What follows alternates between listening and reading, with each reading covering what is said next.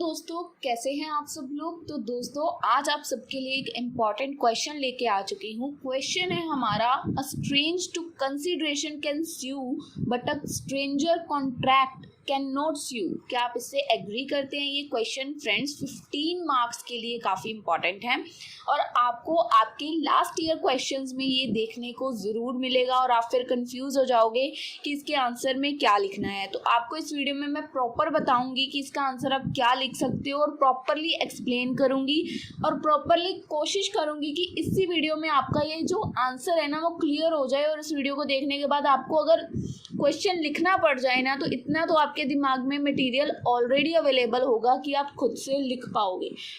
Same exact video वाला नहीं लिखोगे बट खुद से बनाकर भी लिख लोगे, क्योंकि आपको वो एक्सप्लेन अच्छे से किया होगा। सो चलिए इसके आंसर की तरफ चलते हैं। देखिए स्क्रीन पे आपको आंसर क्या लिखा है। जो इंडियन कॉन्ट्रैक्ट एक्ट है वो हमें क्लियरली बताता है कि हम लोग किसी भी अगर स्ट्रेंजर के साथ कोई भी सिचुएशन है तो उसको हम लोग कॉन्ट्रैक्ट नहीं मानते। एक कॉन्ट्रैक्ट में दो बंदे होते हैं, एक जो समथिंग देता है, दूसरा समथिंग इन रिटर्न देता है, ठीक है। पर जो तीसरा बंदा है यानी कि दैट्स कॉल्ड स्ट्रेंजर, उसका कुछ लेना देना नहीं है। इंडियन कॉन्ट्रैक्ट क्लियरली बताता है कि स्ट्रेंजर से हमारा कुछ देना लेना नहीं है। What does this exactly mean? इसका एग्जैक्टली मतलब क्या है? क्या इसके लिए कुछ एक्सेप्शंस हैं? This is explain through the doctrine of privity of a contract. तो ये क्वेश्चन आपको एग्जाम में ऐसे भी आ सकता है, doctrine of privity of a contract, इसके बारे में एक्सप्लेन करो। तो आपको क्वेश्चन में कंफ्यूज नहीं होना है। This is also a question, आपको लास्ट ईयर्स क्वेश्चन में ये भी दिखेगा। तो इसके आंसर में भी सेम यही लिखना है, इसके आंसर में भी सेम यही मटेरियल लिखना है। तो इसी कॉन्सेप्ट को doctrine of poverty of contract के थ्रू समझाया गया है। तो हम आगे करेंगे तो हमें और क्लियर होगा, ठीक है। इंडियन कॉन्ट्रैक्ट एक्ट 1872 हमें अलो करता है कि जो कंसिडरेशन है एक एग्रीमेंट में, ठीक है, वो ज़रूरी होती है। Consideration for an agreement to proceed from a third party, जो हमें कंसिडरेशन एग्रीमेंट के बाद रिसीव होती है थर्ड पार्टी से। However a stranger third party to consideration is different from a stranger to a contract. ध्यान से सुनिएगा, दो बंदों के बीच में कॉन्ट्रैक्ट हुआ कि मैं तुझे कुछ पैसे पे करूँगा और कुछ वो बोला मैं तुझको मटेरियल पे दे दूँगा। बट जो दूसरा बंदा है उसने कहा कि नहीं, ये मेरा फ्रेंड है, तुम इसको दे दो। कॉन्ट्रैक्ट पहले वाले दो के बीच में हुआ था, उसने थर्ड को इन्वॉल्व कर दिया, कंसिडरेशन उसके पास चलेगी। समथिंग इन रिटर्न उस बंदे ने कुछ भी नहीं देना था, ठीक है ना। तो however a stranger to consideration जो डिफरेंट है from stranger to a contract, जो हमारा लॉ है ना वो इस चीज़ को अलाउ नहीं करता है। The law does not allow a stranger कि अगर बाद में कुछ भी प्रॉब्लम आती है तो वो स्ट्रेंजर किसी भी सिचुएशन में सामने वाले बंदे के ऊपर केस फाइल नहीं कर सकता। भाई तूने इतनी पेमेंट बोली थी, ये कम किए, ये ज़्यादा किए, क्यों? क्योंकि वो कॉन्ट्रैक्ट का पार्ट ही नहीं है। कॉन्ट्रैक्ट का पार्ट कौन थे? पहले दो बंदे, तीसरा बंदा बाद में उसके फ्रेंड ने इन्वॉल्व किया, तो वो कॉन्ट्रैक्ट बाद में केस नहीं कर सकता उसके ऊपर कि भाई तू ऐसे नहीं कर सकता, क्योंकि वो कॉन्ट्रैक्ट का पार्ट नहीं है। तो हमारा कानून इसको अलाउड नहीं करता है, ठीक है। This right is available only to a person, ये राइट किस इंसान को अवेलेबल है? Who is the party to the contract, ठीक है। वो किसको अवेलेबल है ये राइट? जो कॉन्ट्रैक्ट का हिस्सा है, यानी कि वो दो पहले वाले दो बंदे। And is called doctrine of privity of contract. तो इसको हम लोग क्या बोलते हैं? Doctrine of. तो ये क्वेश्चन आपको इस नाम से भी आ सकता है, मैं बार बार बता रही हूँ, ठीक है। तो हम इसको एक एग्जाम्पल के थ्रू यहाँ पे समझ रहे हैं, ध्यान से देखिएगा। पीटर ने बोरो किए कुछ पैसे जॉन से। Peter has borrow some money from John. Peter ने एक प्रॉपर्टी खरीदी एंड डिसाइड किया कि वो उसको अर्जुन को सेल करेगा। पीटर ने कुछ पैसे लिए जॉन से और उन पैसों से पीटर ने एक प्रॉपर्टी खरीदी और डिसाइड किया कि सेल करेगा अर्जुन को। अब अर्जुन ने प्रॉमिस किया, पैसे किसको पे करेगा? जॉन को, पीटर को नहीं। प्रॉपर्टी अर्जुन पीटर से खरीद रहा है, पर अर्जुन पैसे किसको पे कर रहा है? जॉन को, जिससे उसने उधार लिया था, on the behalf of Peter. तो अगर अर्जुन पे करने में फेल हो जाता है ना, तो बाद में जॉन उसको ये केस नहीं कर सकता कि तूने मेरे को पैसे पे क्यों नहीं किए, क्योंकि अर्जुन तो कुछ कॉन्ट्रैक्ट का हिस्सा था ही नहीं। पीटर ने पैसे लिए जॉन से, ठीक है ना। तो जॉन किससे पैसे वसूलेगा? पीटर से। उसने वो तो एक जैसे कह दिया ना कि मैं इसके इससे पैसे दे दूंगा, पर कॉन्ट्रैक्ट का हिस्सा अर्जुन नहीं है। अर्जुन ने बाद में प्रॉपर्टी खरीदी और बोला अगर अर्जुन फेल हो जाता है तो जॉन उसके ऊपर केस नहीं कर सकता क्योंकि अर्जुन एक स्ट्रेंजर है। It is important to note that the doctrine of property has exceptions. पर इस पॉइंट में एक कुछ एक्सेप्शंस भी होती हैं, ठीक है। जो हमारा है जैसे स्ट्रेंजर टू कॉन्ट्रैक्ट है, ये अलाउड नहीं होता, पर इसके अंदर कुछ एक्सेप्शंस भी होती हैं वो जो अलाउ करती हैं स्ट्रेंजर को कि वो क्लेम कर सकते हैं स्ट्रेंजर से, उसके ऊपर केस कर सकते हैं। तो वो एक्सेप्शंस हम लोग आगे देखेंगे कि डॉक्ट्राइन ऑफ पॉवर्टी सिंपल है कि थर्ड बंदा केस नहीं कर सकता, ये है डॉक्ट्राइन ऑफ पॉवर्टी, ठीक है। तीसरा बंदा अगर कॉन्ट्रैक्ट में आ रहा है, वो स्ट्रेंजर है, वो कॉन्ट्रैक्ट का हिस्सा नहीं है, तो अगर कल को कुछ भी अगर वो पैसे नहीं लौटाता है, कुछ भी मतलब प्रॉब्लम आती है, तो जो कॉन्ट्रैक्ट वाले बंदे हैं उसके ऊपर केस नहीं कर सकते। Simple doctrine of poverty clear है। अब कुछ केसेस हैं जिनके अंदर हम लोग तीसरे बंदे के ऊपर केस फाइल कर सकते हैं, ठीक है। इसके अंदर कुछ एक्सेप्शंस है, देखो एक्सेप्शंस यही है, एक्सेप्शंस के अंदर हम लोग केस फाइल कर सकते हैं। स्ट्रेंजर और a person who is not a party, stranger या तीसरा बंदा जो है वो पार्टी कॉन्ट्रैक्ट का हिस्सा नहीं है, not a party to contract, तो can sue on a contract in following cases. कौन कौन से केसेस में उसके ऊपर हम लोग केस फाइल कर सकते हैं? ट्रस्ट के बेसिस पे अगर कुछ हुआ है, कोई फैमिली सेटलमेंट हुई, इसको एक्सप्लेन करूंगी तो और क्लियर होंगे। इनको पॉइंट्स को आप लोग 4-5 कर लेना, बहुत है, सारे नहीं करेंगे हम लोग। उसके बाद assignment two of a contract, इसको एक एक करके मैं एक्सप्लेन करती हूँ सो आपको बेटर समझ आए, ठीक है। सबसे फर्स्ट है ट्रस्ट, ठीक है। If a contract is made between the trustee of a trust and another party, अगर एक कॉन्ट्रैक्ट हुआ है किसी ट्रस्टी के ट्रस्ट के ट्रस्टी के साथ और दूसरी पार्टी के साथ, then the beneficiary of the trust, अब देखो ट्रस्टी के साथ हुआ है, ट्रस्ट का बेनिफिशियरी कोई हो रहा है, can sue by enforcing his right under the trust even if he is a stranger to the contract. अब देखो एक कंपनी है, ठीक है, उस कंपनी का एक मालिक है और उसके आगे उस कंपनी का एक मैनेजर है, उस कंपनी का आगे कुछ और वर्कर्स है। अब उस कंपनी के मैनेजर ने दूसरी कंपनी के ओनर के साथ एक कॉन्ट्रैक्ट कर लिया, कंपनी के मैनेजर ने दूसरी कंपनी के ओनर के साथ कॉन्ट्रैक्ट कर लिया। अब जिस कंपनी के मैनेजर ने वो कॉन्ट्रैक्ट किया उसी कंपनी का ओनर केस कर सकता है। फॉर एग्जांपल यहाँ दूसरी एग्जांपल देख लो, यहाँ पे क्या दी गई है, Arjun father had a illegitimate son, यानी कि नजायज बेटा। अर्जुन के पिता का एक दूसरा बेटा था Ravi. Before he died he put Arjun in possession, उन्होंने मरने से पहले अर्जुन को क्या कहा, ऑफ हिज एस्टेट, उन्होंने एक कंडीशन रखी अर्जुन के सामने कि वो रवि को एक अमाउंट पे करेगा, दैट इज 5 लाख, और ट्रांसफ़र करेगा half of the property to Ravi's name जब वो 21 साल का हो जाएगा। पिता ने अर्जुन को एक कंडीशन रखी और उसके नाम सारी प्रॉपर्टी की कि वो अर्जुन को एक स्पेसिफिक अमाउंट यानी कि 5 लाख रुपीज़ और half of the property Ravi के नाम करेगा जब वो 21 साल का हो जाएगा। After attaining that age, Ravi को वो पैसे रिसीव नहीं हुए, ठीक है, और उसने अर्जुन को बोला कि भाई अब मेरे पिता ने कहा था तो मुझे दे दो मेरे हिस्से के शेयर, पर रवि उसने पे नहीं किया। अर्जुन को उसने बोला कि दे दे भाई, मेरे को अब चाहिए, तो मैं 21 साल का हो गया हूँ, पर रवि ने मना कर दिया, अर्जुन ने मना कर दिया, ठीक है। तो रवि उसके अगेंस्ट केस फाइल कर सकता है और court held that a trust, क्यों ट्रस्ट, क्योंकि ये एक तरह से उसका ओनर ही था ना, उस फादर के 2 बेटे थे, ठीक है, फ्रॉम नॉट सेम मदर, तो 2 बेटे थे तो दोनों का हक इक्वल था। और फादर ने कंडीशन भी रखी थी मरने से पहले कि जब वो 21 का हो जाएगा तो हाफ प्रॉपर्टी उसके पास जाएगी।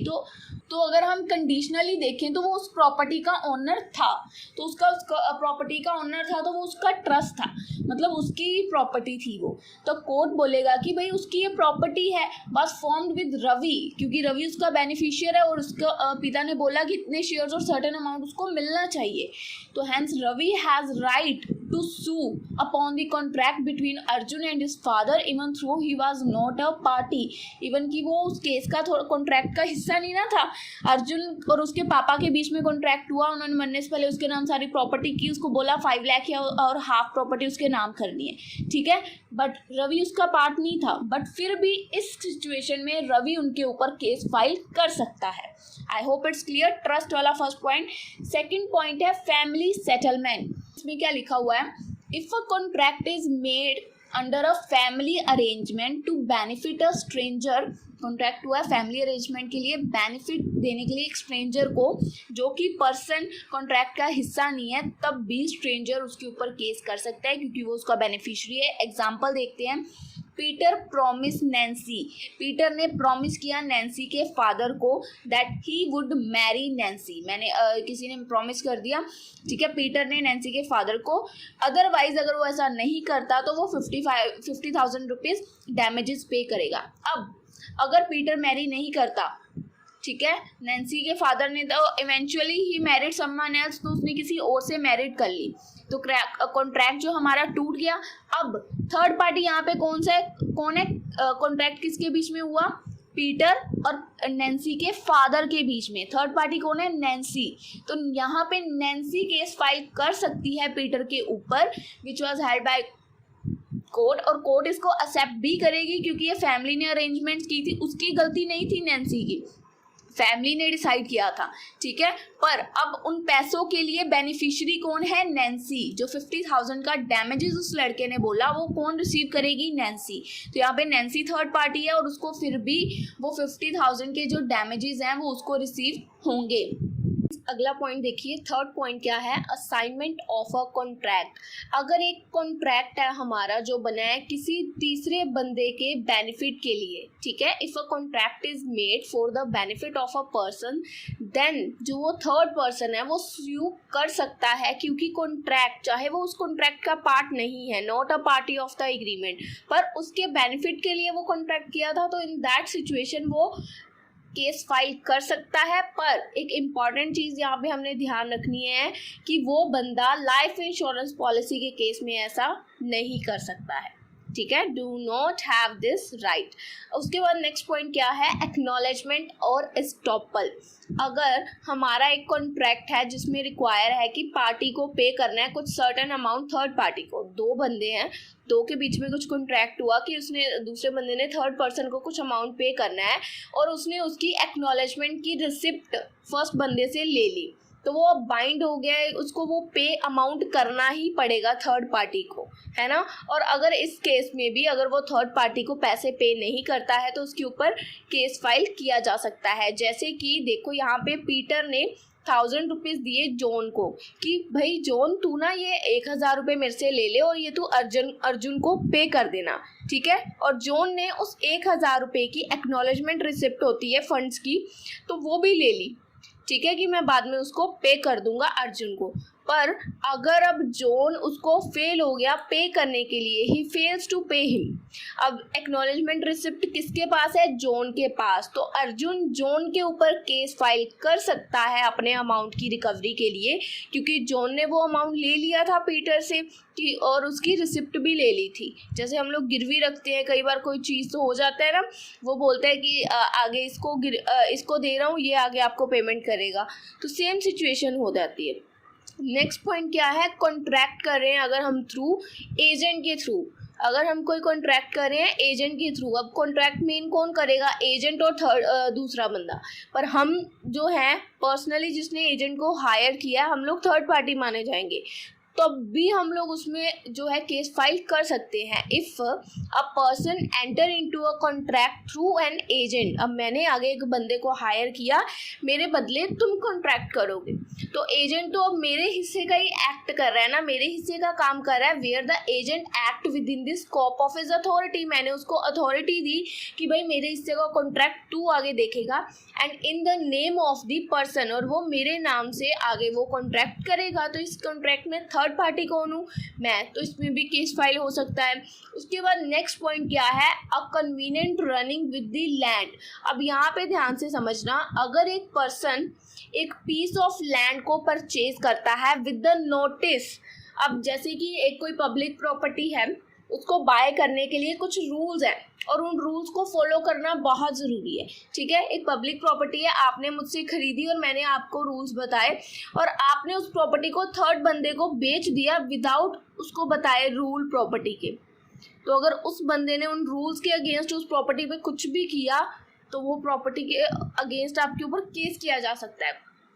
तो यहाँ पे क्या लिखा हुआ है देखो, अगर एक बंदा एक परचेज करता है पीस ऑफ लैंड को with the notice that the owner of the land, जो लैंड के ओनर ने बताया कि हमारी इस जगह के प्रति ये ड्यूटीज और ये लाइबिलिटीज हैं जो अफेक्ट नहीं होनी चाहिए। ठीक है, तो इस सिचुएशन में भी स्यू किया जा सकता है, क्योंकि प्रीवियस लैंड ओनर, यहाँ पे जो भी लिखा आपको समझ आएगा जब आप एग्जाम्पल को समझोगे। ठीक है, ध्यान से सुनना। पीटर ने एक जगह खरीदी। Peter owned a piece of land which he sold to John. Peter ने एक जगह खरीदी जो उसने आगे जॉन को बेची। Under a convenient that a certain part जो लैंड का है वो मेंटेन किया जाएगा एज अ पब्लिक पार्ट। उसको जितना बड़ा लैंड था ना, उसका कुछ पार्ट उन्होंने बोला कि ये पब्लिक पार्क के लिए ही जगह यूज़ की जाएगी, यहाँ पे आप लोग कुछ नहीं बना सकते, ये उनकी कंडीशन थी। ठीक है, पर जब जॉन को वो प्लॉट सेल किया गया, पीटर ने खरीदा, पीटर ने आगे उसको जॉन को बेचा, पर जब पीटर ने आगे उसको जॉन को बेचा ना तो उसने ये कंडीशन उसको नहीं बताई। जॉन ने abided by the convenient and eventually sold the land to Arjun. अब जॉन को कंडीशन नहीं पता थी, जॉन ने वही लैंड आगे अर्जुन को बेच दिया without saying any condition. Through Arjun was aware of the convenient he build a house. तो उसने उस प्लेट जो हमारा प्लॉट है उसके ऊपर उसने घर बना दिया, जबकि वो पब्लिक पार्क था। ठीक है, अब अर्जुन को तो पता नहीं था, अर्जुन को बताया नहीं गया उसकी कंडीशंस के बारे में। अब पीटर कैन टू नो, अब पीटर ने जब जॉन को बेचा तो उसने बोला कि यहाँ पे पब्लिक पार्क की जगह तूने नहीं देनी है, बट जॉन ने आगे अर्जुन को बेचते वक्त ये बात बताई ही नहीं। अब पीटर को जब ये बात पता चली तो वो उसके अगेंस्ट, अर्जुन के अगेंस्ट केस फाइल कर सकता है। He file a suit against Arjun. Although Arjun deny कर सकता है इसकी लाइबिलिटी के लिए, क्योंकि उसको तो पता ही नहीं था। He was not a party of the contract, the court जो है हेल्ड हिम रिस्पॉन्सिबल, पर उसको ये चीज़ें पता करनी चाहिए थी। अब अर्जुन ये कह के अपना पल्ला नहीं झाड़ सकता कि मुझे नहीं पता था या ये था, उसको ये चीज़ पता होनी चाहिए थी और उसको अब उसके बदले में अर्जुन भी आगे जॉन के ऊपर केस फाइल कर सकता है। ठीक है, तो ये सिचुएशंस है किनके अंदर हम लोग केस फाइल आगे कर सकते हैं। तो यहाँ पे हमने 6 पॉइंट्स देखे हैं जिसके अंदर हम लोग पार्टी के ऊपर केस फाइल कर सकते हैं। सो एक्सेप्शंस हैं ये जिनके अंदर हम लोग केस फाइल कर सकते हैं, अदरवाइज इसमें थर्ड पार्टी के ऊपर हम कोई केस नहीं कर सकते। कुछ पॉइंट्स हैं जो आपको इस वीडियो के थ्रू मैंने बताने की कोशिश की, और ये क्वेश्चन फ्रेंड्स 15 मार्क्स के लिए बहुत इंपॉर्टेंट है, जिसमें अगर हमें कंसिडरेशन स्ट्रेंज टू कंसिडरेशन को हम लोग स्यू कर सकते हैं, बट अ स्ट्रेंजर कॉन्ट्रैक्ट को स्यू नहीं कर सकते। ठीक है, किसी स्ट्रेंजर के साथ अगर हमारा कोई कॉन्ट्रैक्ट है उसको हम लोग स्यू नहीं कर सकते, बट कुछ ऐसे केसेस हैं जहां पे हम लोग थर्ड पार्टी हमारे ऊपर केस कर सकती है। सो आई होप आपको ये वीडियो अच्छे से क्लियर है। अगर आपका कुछ भी डाउट है तो आप लोग कमेंट सेक्शन में ज़रूर बताइएगा। हम मिलेंगे आपसे अपनी अगली वीडियो में, तब तक के लिए गुड बाय।